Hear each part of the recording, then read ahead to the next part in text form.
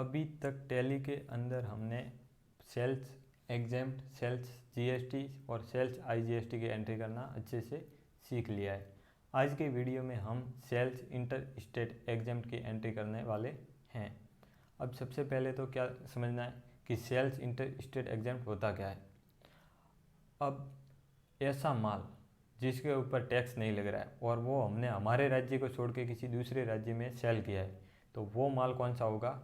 वो माल होगा sales inter state exempt के अंदर उसकी एंट्री की जाएगी। तो इधर बिल के नोट्स बने हुए। सबसे पहले क्या है, इधर ये कस्टमर का नाम है और ये कहाँ का कस्टमर है? गुजरात का है। कहाँ का है? गुजरात का है। और इसको जो माल हमने बेचा है उसके ऊपर टैक्स नहीं लग रहा है, 0% टैक्स लग रहा है। तो इस तरह के बिल की एंट्री हम किस तरह से करेंगे वो टैली के अंदर सीखने वाले हैं। तो सबसे पहले तो क्या करना है, टैली ओपन करना है। इधर पीरियड को देखना है, जो भी फाइनेंशियल ईयर है वो सही सिलेक्टेड है या नहीं है। फिर इधर हमें देखना है कंपनी कौन सी सही सिलेक्टेड है या नहीं है। नहीं है तो सही सिलेक्ट करनी है। फिर अकाउंट वाउचर में जाके F8 प्रेस करना है और सेल्स का वाउचर ओपन कर देना है। अब क्या करना है, सबसे पहले तो हमें क्या डालनी है, डेट डालनी है ऊपर 1/3/2020। तो F2 प्रेस किया, 1/3/2020 को हमने ये माल बेचा है, एंटर किया।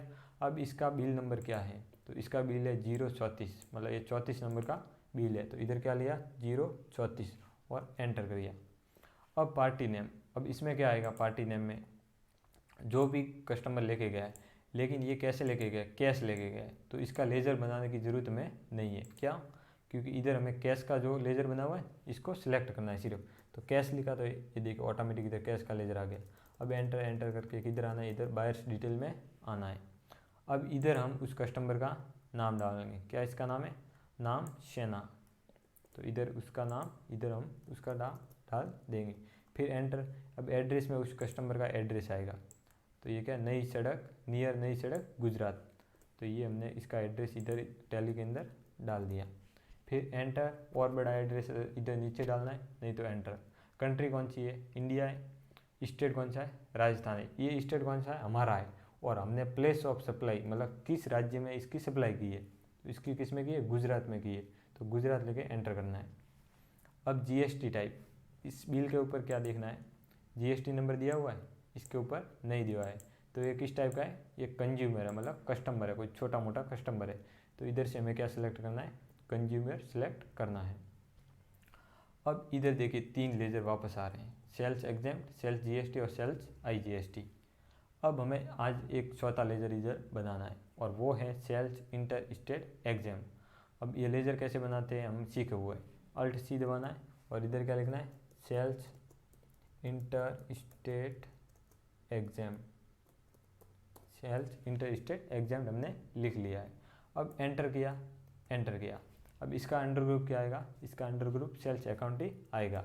अब इन सबको ऐसे कैसे रख के इधर गुड्स की जगह सर्विस करना है और इस तरह इस लेजर को सेव कर देना है। तो अभी हमने देखी चारों के बारे में अच्छे से सीख लिया है। तो ये सेल्स एग्जाम करके एंटर करना है।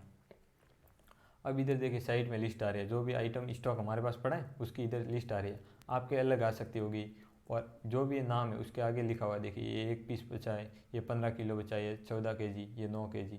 तो इस टाइप ये 30 स्क्वायर फीट पड़ा है, ये 1 पीस पड़ा है, इस टाइप ये सब क्वान्टिटी भी आ रही है। अब देखिए जैसे क्या आ रहा है, ये चाउमीन अनार 1 kg हमने इसको बेचा है, चाउमीन अनार 1 kg। तो इस लिस्ट में ये नाम है। इधर देखिए चाउमीन अनार 1 kg, 15 kg हमारे पास पड़ा है और हमने कितना बेचा है, 10 kg बेचा है। तो अभी क्या करेंगे, हम उसको चाउमीन अनार 1 kg को सिलेक्ट किया, 15 पीस पे उसमें से कितने बेच दिए, 10 kg बेच दिए। एंटर किया, क्या रेट में बेचा है, तो इधर लिखा है 450 रुपये में बेचा है। तो इधर क्या लिखेंगे, 450 रुपये और एंटर करेंगे। तो 10 kg के 450 के हिसाब से कितने हो गए, 4500 रुपये हो गए, और वो इधर से ही एकदम आ रहा है। एंटर किया। अब दूसरी आइटम क्या है, दूसरी आइटम जो भी है इसाबुल रानी 1 kg, इसाबुल रानी 1 kg। तो इधर हम इसाबुल रानी 1 kg लेके एंटर कर देंगे। और इधर कितने पीस बेचे हैं, ये भी 10 kg, पीस नहीं 10 kg बेचा है। तो एंटर किया, क्या रेट में बेचा है, तो तो ये भी कितने 350 रुपये में हमने बेचा है। तो इधर क्या लेना है 350 रुपये लेके एंटर कर देना है। अब 10 kg 350 के हिसाब से कितने हुए 3350 और आइटम उसने खरीदी है। तब इधर अल्ट सी करके लेजर बनाना है, या अल्ट सी बनाना नहीं, उस लिस्ट में से सिलेक्ट करना है जो भी खरीदा वो, क्योंकि अल्ट सी इधर नहीं बनाते, सेल्स में नहीं बनाते, क्योंकि जो माल हमने खरीदा ही नहीं उसको बेचेंगे कैसे। तो इस लिस्ट के अंदर से हमें कोई भी माल सिलेक्ट करना है। अब एंटर किया, अब ये नहीं, इधर इसको डिलीट कर देते हैं, हमने 2 माल ही इसको बेचे, एंटर किया। अब क्या है, इसके ऊपर टैक्स लगाने की ज़रूरत नहीं है, इसके ऊपर टैक्स लगाने की ज़रूरत नहीं है। क्यों? क्योंकि ये जो आइटम है इसके ऊपर टैक्स नहीं लगता है 0% तो इसके ऊपर SGST CGST वगैरह कुछ भी नहीं लगेगा। और इसके ऊपर जैसे हमने SGST लगाने की कोशिश भी की, SGST लेके एंटर किया तो देखिए नहीं लग रहा है। IGST लगाई तो भी इसके ऊपर ये IGST नहीं लगेगा। क्यों? क्योंकि ये टैक्सेबल नहीं है। तो इसको इधर से डिलीट किया, एंटर एंटर, नरेशन में कुछ भी नहीं डालने की ज़रूरत है और एक्सेप्ट के ऊपर आ जाना है। तो इसके अंदर हमने क्या सिंपली डिटेल डाली। सबसे पहले तो वही डेट का मैं इम्पोर्टेंट ध्यान, और डेट हमेशा बिल के ऊपर देख के सही डालनी है। फिर इधर रेफरेंस नंबर में हमने उस बिल का नंबर डाला। अब पार्टी कैश में लेके गए तो कैश का लेजर सिलेक्ट किया और इसकी डिटेल इसके बायर्स डिटेल में हमने डाल दी। फिर इधर सेल्स इंटर स्टेट एग्जाम का लेजर लिया। अब लिस्ट में से हमने जो भी आइटम बेचा है उसको सिलेक्ट किया, कितने क्वांटिटी बेचा है वो इधर हमने लिखा, उसका रेट क्या है वो इधर सेलेक्ट किया, डाल दिया, और उसका टोटल अमाउंट कितना हो रहा है वो इधर है, और इन दोनों को मिला के जो टोटल आ रहा है अमाउंट वो इधर 8000 आ रहा है। और इसके ऊपर टैक्स नहीं लग रहा है तो हमने टैक्स नहीं लगाया। तो इस तरह हम सिंपल सी ये डिटेल डाल के बिल की एंट्री कर दी। तो अभी हमने परचेज जो 4 तरह के होते हैं उसकी बिल की एंट्री करना भी सीख लिया, और जो 4 तरह के टैक्स सेल्स होते हैं उसकी भी एंट्री करना सीख लिया। क्योंकि ये 4 तरह के सेल्स होंगे, या तो हम हमारे राज्य में बेचेंगे या दूसरे राज्य में बेचेंगे। अब यहाँ तो उसके ऊपर टैक्स लगेगा या नहीं लगेगा।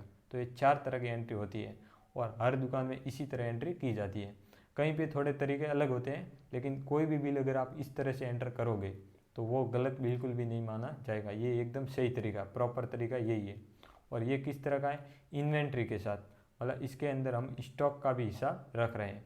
अब अगर हमें कोई पार्टी होती है जिनमें अकाउंट्स ऑनली करना पड़ता है, उसमें अकाउंट का हिसाब नहीं करना पड़ता है। जैसे हमने कितना माल खरीदा, कितने पीस खरीदा, उसका हिसाब रखने की ज़रूरत नहीं है। सिर्फ क्या हिसाब रखते हैं कि 8000 का माल खरीदा। तो इस तरह के अकाउंट की एंट्री किस तरह से की जाती है वो हम आगे वीडियो जो आएंगे उसके अंदर, अकाउंट्स ऑनली का वीडियो, उसके अंदर मैं अच्छे से आपको बता दूंगा। तब तक आपको इन सब की प्रैक्टिस करनी है। अब आगे के वीडियो में हम सीखेंगे कि ये जो हमने एंट्री की है इनको अगर गलती हो गई, या फिर कोई हमने गलत बिल एंटर किया, या फिर आइटम का नाम लिखते टाइम स्पेलिंग में गड़बड़ हो गई है, या फिर हमें कोई बिल देखना है कि किस तरह के या कितने बिल एंटर हुए, तो वो किस तरह से देखे जाते हैं वो हम आगे वीडियो में सीखेंगे। किस तरह परचेज की रिपोर्ट देखी जाती है, किस तरह सेल्स की रिपोर्ट देखी जाती है, वो आगे वीडियो में सीखेंगे। तब तक आपको इनकी अच्छे से प्रैक्टिस करनी है।